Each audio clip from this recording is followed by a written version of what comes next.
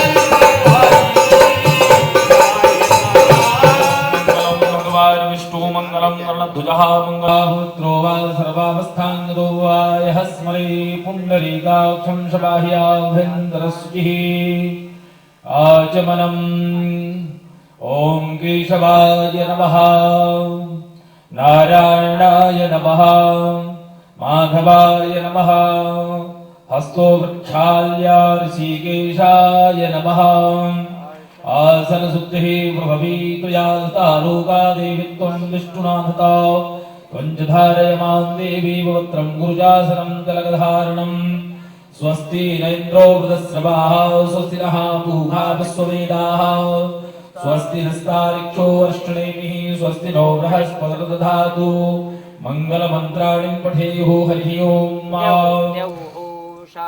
हरि ओम द्यौः शान्तिरन्तरिक्षगं शान्तिः परधवे शान्तिरापः शान्तिरोगदयः शान्तिः वनस्पतयः शान्तिरवसवे देवाः शान्तिर्ब्रह्मा शान्तिः सर्वगं शान्तिः शान्तिरेव शान्तिः सामा शान्तिरेधि सुशान्तिर्भवतु मनसाधियाः पुनः तुभ्यशवा भूतानि याता वेदाः पुनीः मा गन्धर्वसवाभ्यशवा पशो पारेदाधातुभ्यसवसिया हृष्टयै जजामानसिया पारेधेरसिया गणेरीडा ईडिताः ॐ ओखादेः पराधीमो तदभं पुष्पावतीः परासो वारीः असवारी वासाजितवारी द्विरुधाः पारारिष्णावाः माल्यादीनि सुगन्धीनि मालत्यादीनि वै प्रभो मया हृतानि पुष्पाणि पूजार्थं प्रतिगृह्यताम् धूपः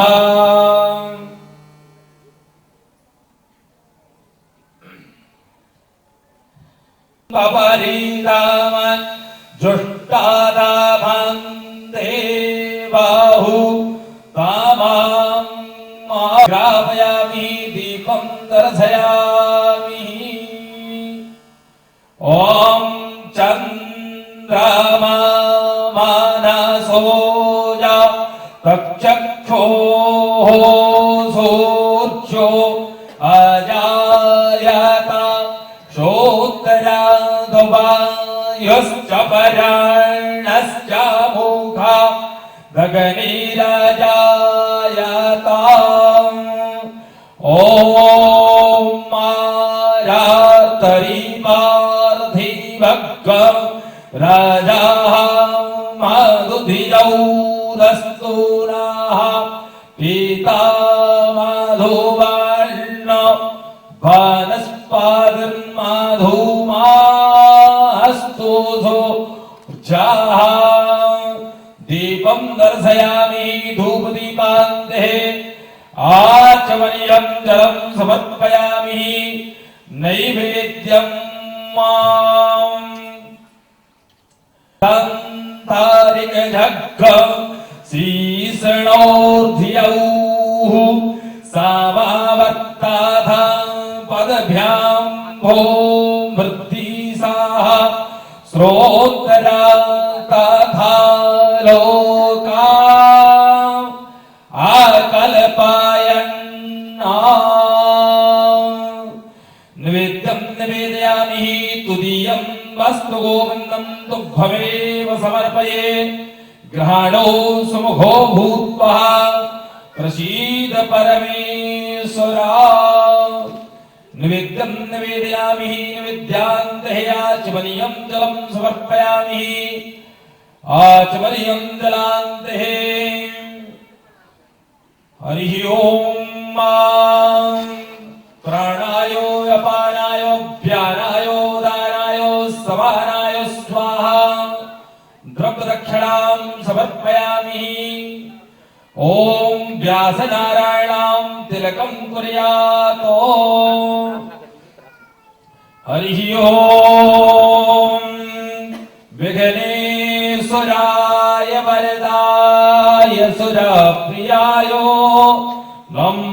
लंबोदराय सकलाय जगद्धिताय नागाननाय श्रुतियज्ञ विभूषिताय गौरीसुताय गणनाथ नमो नमस्ते कृष्णाय वासुदेवाय हरये परमात्मने प्रणताय क्लेशनाशाय श्री गोविन्दाय नमो नमः ओम व्यासाय विष्णुरूपाय व्यासरूपाय विष्णवे क्षमां प्रार्थनां नमस्कारां समर्पयामि पुराण पुरुषोत्तमाय नमः बालकृष्णाभ्यां नमः कस्तूरी तिलकं ललाट पटले वक्षस्थले कौस्तुभं नासाग्रे परिमौक्तिकं करतले वेणुकरे कङ्कणम् सर्वांगे हरिचंदनं सुललितं कंठे च मुक्तावली गोपास्त्री परिवेष्टितो विजयते गोपालचूडामणि ब्रह्मर्षि श्री देवरा बाबा की जय नर्मदा मैया की श्री राधा रानी की जय हो सियावर रामचंद्र की जय हो श्री वृंदावन धाम की जय हो सदगुरु ब्रह्मश्री योगीराज श्री देवरा बाबा सरकार की जय हो नंदा मैया की जय हो श्री राधिका रानी की जय हो श्रीमद् भागवत महापुराण की जय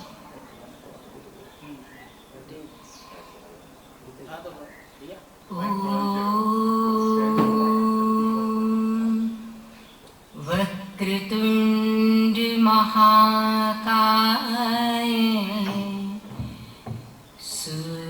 सूर्यकोटि संप्रभ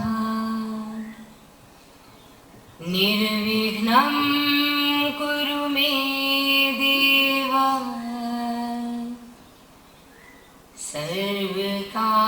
सर्वकार्येषु सर्वदा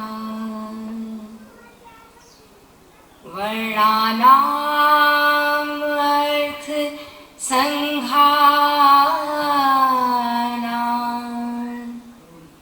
रसानां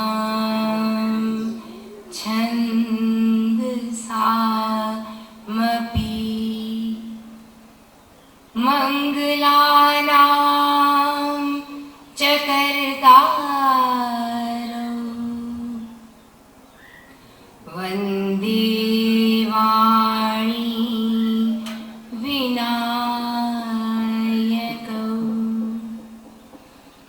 भवानी शङ्करौ वन्दे श्रद्धा विश्वास रूपिणौ याभ्यां विना न पश्यन्ति सिद्धा स्वान्तस्थमीश्वरम् ॐ वसुदेवसुतं देवं कंसचाणूरमर्दनम् देवकी परमानन्दम्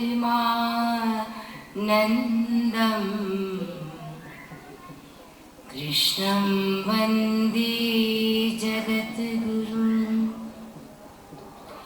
वंशी विभूषितकरान्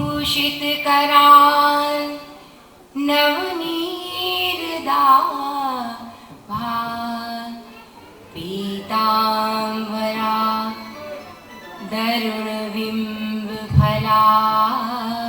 दरुणबिम्बफलाधरोष्ठा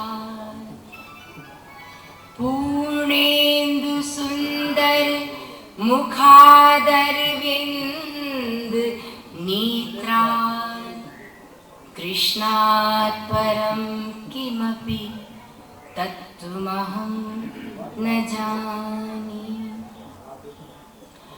मूकं करोति वाचालं पङ्गुं लङ्घयति गिरिं यत्कृपातमहं वन्दे परमानन्दमाधवम् त्वं देवी जगतां माता विष्णुमाया सनातनी कृष्ण प्राणाधिदेवी च कृष्ण प्राणाधिका शुभा कृष्ण प्रेममयी शक्ति कृष्ण सौभाग्य रूपिणी कृष्ण भक्ति प्रदे राधे नमस्ते मंगलप्रदे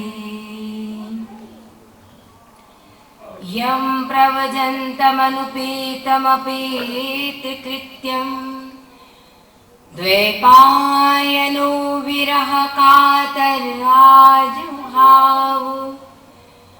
पुत्रेति तन्मयतया तर्वो विनेदु स्तं सर्वभूतहृदयं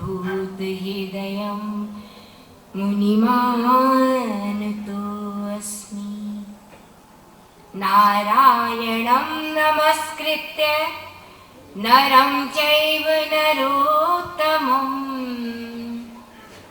देवीं सरस्वतीं व्यासं ततो जयमुदीरये अखण्डमण्डलाकारं व्याप्तं येन चराचरं तत्पदं दर्शितं येन तस्मै श्रीगुरुवे नमः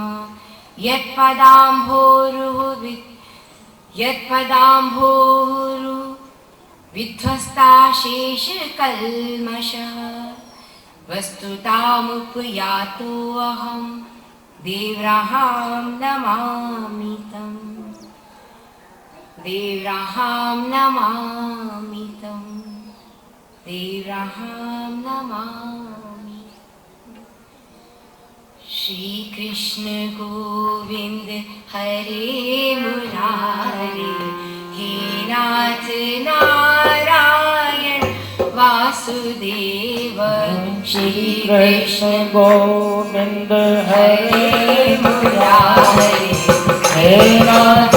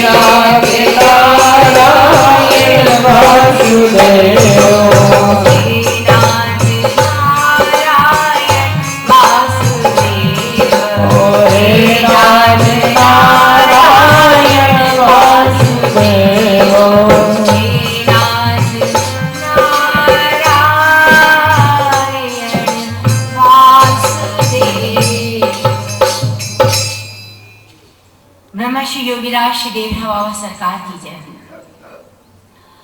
आशुतोष अभयधानी भगवान शंकर की ये परम पावन भूमि, नर्मदा मैया की ये परम पावन गोद और अखिलेश्वर परम ब्रह्म परमात्मा श्री कृष्ण की ये प्रेममयी छत्र छाया, देवरा बाबा सरकार के चरण कमलों की ये रज में बैठे हुए हम सब भक्तवत्सल भक्तवांछा कल्पतरु भगवान श्री कृष्ण को साष्टांग दंडवत प्रणाम करते हैं। श्री राधिका रानी के चरण कमलों में साष्टांग दंडवत प्रणाम करते हैं। श्री सिया राम जी के चरणों में साष्टांग दंडवत प्रणाम करते हैं। भगवान के समस्त स्वरूपों को, भगवान के समस्त तत्वों को, समस्त देवताओं को, समस्त शक्तियों को प्रणाम करते हैं और अपने सद्गुरु देवरा बाबा सरकार के चरण कमलों में प्रणाम करते हैं। उपस्थित समस्त श्रद्धालु भक्तों और जिनके हृदय में भगवान का निवास है, उन आप सबका भी वंदन अभिनंदन करते हुए आज देवउठान एकादशी के परम पावन पर्व पर हम भगवान श्री कृष्ण की इच्छा से, भगवान श्री कृष्ण की करुणा से, उनके ही कृपा कटाक्ष से यहाँ उपस्थित हैं। इसमें अपना कोई प्रयोजन नहीं है। श्रीमद् भागवत महापुराण कहती हैं कि अपने पुरुषार्थ से कुछ भी संभव नहीं है, केवल और केवल कृपा से संभव है। मैं श्री हनुमान प्रसाद पोद्दार जी की वाणी को यहाँ दोहराऊंगी। भाई श्री कहते हैं, सकल साधना सिद्धि शून्य है केवल कृपा सहारा। कृपा कृपा बस कृपा एक ही है सर्वस्व हमारा। हम में न कोई ज्ञान है, न भक्ति है, न जप है, न तप है, न शरणागति है, कुछ भी नहीं है। कुछ हो जाए ऐसा मानव मात्र में संभव भी नहीं है। केवल करुणा से भगवान सब कराते हैं, क्योंकि वो हमें प्रेम करते हैं और वो चाहते हैं कि भक्त मेरी ओर बढ़ें। वो करुणा सागर हैं, इसलिए वो हमारी छटपटाहट, हमारे इतना द्वंद्वों में फंसा हुआ जीवन, हमारे जन्म जन्म के भोगे हुए पाप और इस जन्म में भी निरंतर कष्ट, ये सब देखकर भगवान करुणाशील होकर ये नरदेही दे देते हैं। कबहु को करे करुणा निधि, करुणा कर नरदेही। तुलसी बाबा ने कहा है कि कभी कभी भगवान सोचते हैं 84 लाख योनियों में भटकता भटकता जीव बड़ा दुखी हो गया है, चलिए एक बार इसको मानव देह देकर देता हूं, ये मेरी ओर बढ़े तो इसका उद्धार हो। तो ऐसा विचार हमें जीव को करना चाहिए कि हम भी उनमें से एक हैं। हमें भी एक बार ये करुणा करके भगवान ने ये मनुष्य तन दिया है। बड़े भाग मानस तन बाबा, बड़े भाग्य से ये मनुष्य शरीर मिला है और इसे अवतार कहा गया है। इसे अवतार इसलिए भी कहा गया है कि जो अवतार है वो ही पूर्ण ब्रह्म परमात्मा की प्राप्ति कर सकता है। तो हमें भगवान ने वह सारी सामर्थ्य प्रदान की है जिनसे हम भगवान की ओर अग्रसर हो सकते हैं, भगवान की प्राप्ति कर सकते हैं, ज्ञान भक्ति वैराग्य के समुद्र में गोदी लगा सकते हैं। हमें इसका महत्व समझना चाहिए और दूसरा साथ ही साथ महत्व समझकर इसकी क्षणभंगुरता भी समझनी चाहिए कि ये कितना क्षणभंगुर है। आज है, अभी है, अभी नहीं है। पल भर में मनुष्य के शरीर का मनुष्य से बिछोह हो जाता है। पलक झपकते ही प्राण पखेरु हो जाते हैं। तो हमें इसकी क्षणभंगुरता समझनी चाहिए और भगवान की देन को सिर माथे लगाकर भगवान का आज्ञाकारी होकर अपने सर्वस्व को सत्कार्यों में, सद्धर्मों में, भगवान के चरण कमलों में विनियामत होकर भगवान में लग जाना चाहिए। भगवान के भक्त कहते हैं ये उम्मीद नहीं करनी चाहिए कि आगामी समय में भजन करेंगे। जब से होश संभाला जाए तब से भजन करना चाहिए। ऐसी आज देवउठान एकादशी पर आप सबको बारंबार शुभकामनाएं, बधाई। आज भगवान जाग रहे हैं। आए हुए किसी भी प्राणी से मृत्यु को प्राप्त न हो, तो संपूर्ण सृष्टि को ब्रह्मा जी ने बनाया है।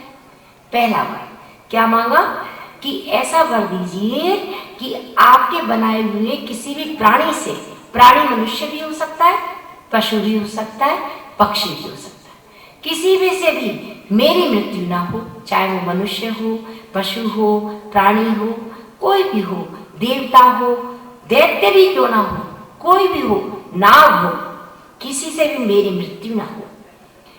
मैं ना तो किसी घर के महल के अंदर मरूं, भीतर मरूं, ना किसी भी निर्माणाधीन चीज के बाहर मरूं, ना मैं दिन में मरूं, ना मैं रात्रि में मरूं, ना मैं आपके बनाए हुए प्राणियों के अतिरिक्त कोई भी चीज उससे भी नहीं मरूं। जो आपने नहीं भी बनाया है वो ही कोई जीव क्यों ना हो, उससे भी नहीं मरूं। ना किसी अस्त्र से मरूं, ना किसी शस्त्र से मरूं, ना मैं पृथ्वी में मरूं, ना मैं आकाश में मरूं, कहीं भी मेरी मृत्यु ना हो, युद्ध में कोई मेरा सामना ना कर पाए।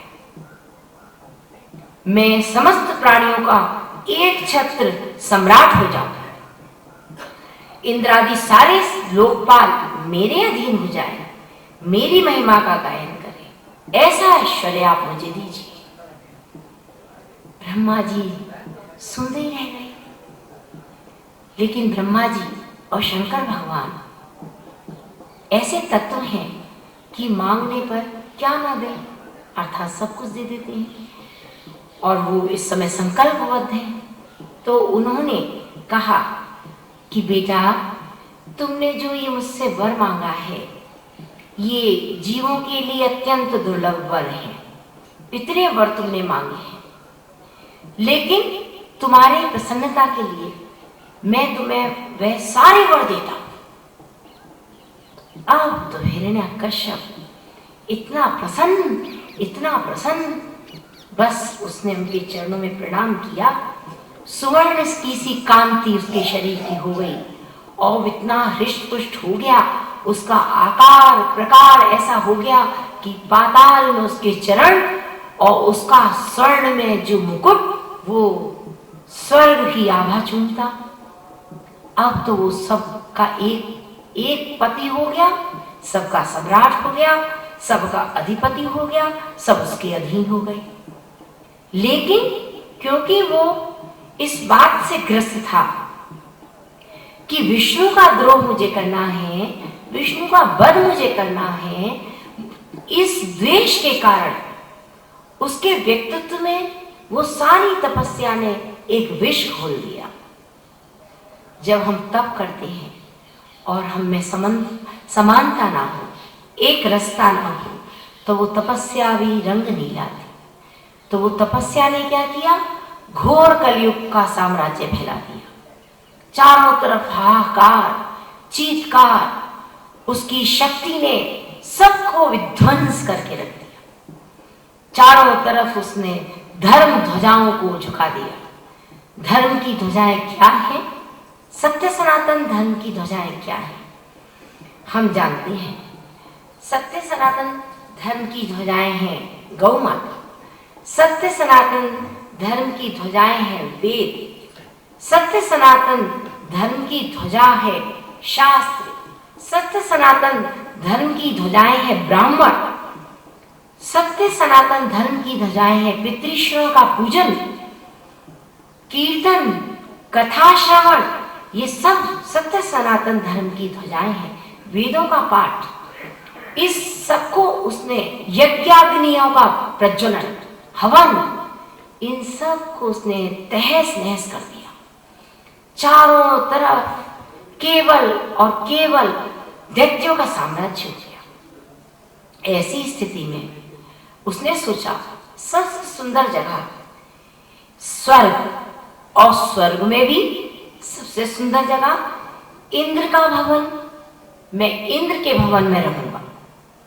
अब वो विश्वकर्मा के बनाए हुए इंद्र के भवन में राज्य करने लगा और उसने वहां रहकर समस्त लोकपालों को, देवताओं को, सबको अपने वश में कर लिया। देवता कहीं जा जाकर छुप गए। स्वर्ग में अब रहने की उनके लिए कोई जगह नहीं थी। देवता जब परेशान होते हैं तो कहाँ जाते हैं? अपने प्रभु के पास। अब उन सब ने योजना बनाई कि चलो भगवान के पास चलते हैं। सब भगवान के पास पहुंचते हैं और भगवान के पास पहुंचकर उन्होंने कहा कि प्रभु हमारी रक्षा कीजिए, हमारी रक्षा कीजिए, हम चारों तरफ भटक रहे हैं, हमें कहीं सुख शांति नहीं है। पृथ्वी के सातों द्वीपों में अखंड राज्य हिरण्यकश्यप का हो गया है, हम कहाँ जाएं, क्या खाएं, कैसे जिएं? भगवान भक्त को का दर्द देख के स्वयं दुखी हो ही जाते हैं। लेकिन देखिए, देवताओं की प्रार्थना करने के बाद भी भगवान ने अभी प्रकट होने के लिए उन्हें आज्ञा नहीं दी। अभी भगवान ने क्या कहा कि अभी उसका ये समय है, उसने तप किया है, अभी तुम धैर्य धारण करो, शांति रखो। अभी क्या होगा, अभी जब कोई व्यक्ति किसी भी बात की अति कर देता है तो वो जो अति कर दी जाती है, चाहे धर्म की चाहे अधर्म की, वो अति ही उसे या तो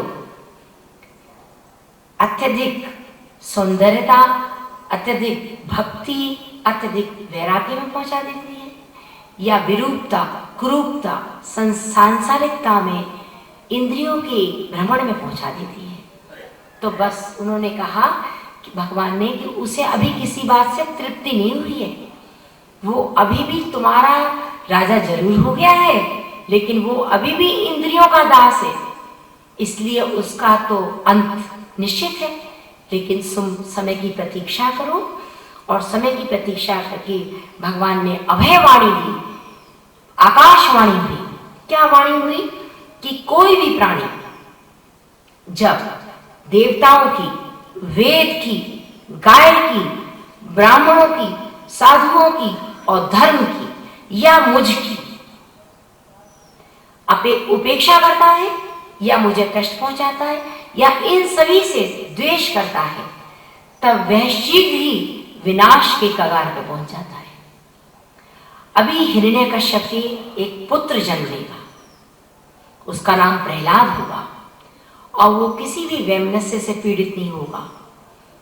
उस प्रहलाद को ये वैरहीन, शांत, समत्व भाव में स्थित प्रहलाद को बहुत कष्ट देगा, बहुत कष्ट देगा। तब उस भक्त को जो ये कष्ट देगा, उससे इसकी सारी तपस्या क्षीण हो जाएगी और ये अपनी तपस्या को क्षीण करके उस स्थान पे खड़ा होगा जहां मैं इसका वध कर दूंगा।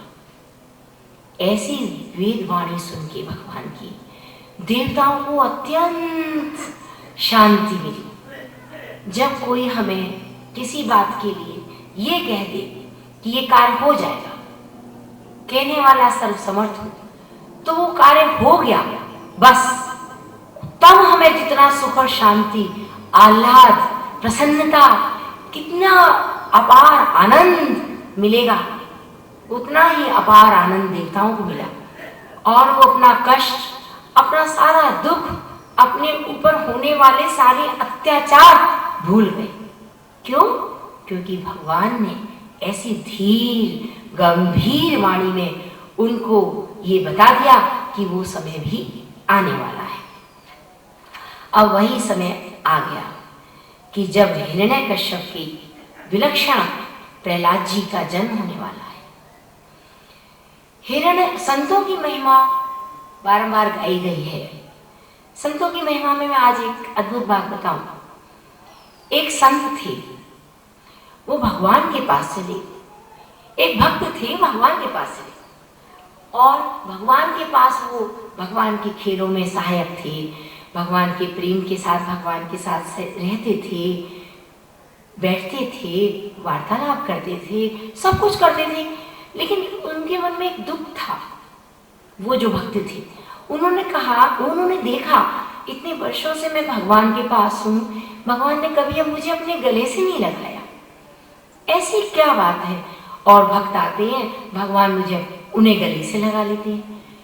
लेकिन वो जो भक्त थे वो कह नहीं पाते थे भगवान से। एक दिन उन भक्त ने अपनी सारी शक्ति लगा के भगवान से पूछ लिया, भगवान बताइए, आज आपसे मैं एक बात पूछता हूँ। भगवान ने कहा, पूछो, क्या पूछना चाहते हैं।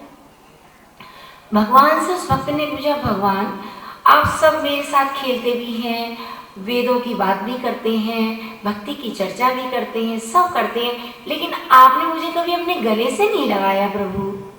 हाँ, तो भगवान बोले इसका एक कारण है। तो भक्त बोले, भगवान कारण बताइए। तो उन्होंने कहा, भगवान ने भक्त से कि पता है कारण क्या है।